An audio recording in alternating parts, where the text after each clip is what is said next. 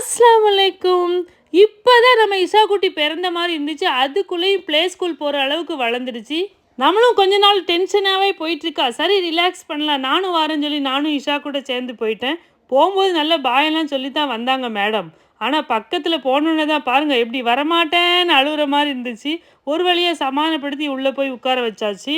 அங்கே உள்ள குட்டீஸ் எல்லாம் பார்த்தோன்னே என்ன தோணுச்சுன்னா, அழகு குட்டி செல்லம் உன்னை அள்ளி தூக்கும் போது உன் பிஞ்சு விரல்கள் மோதி நான் நெஞ்சம் உடைந்து போனேன்.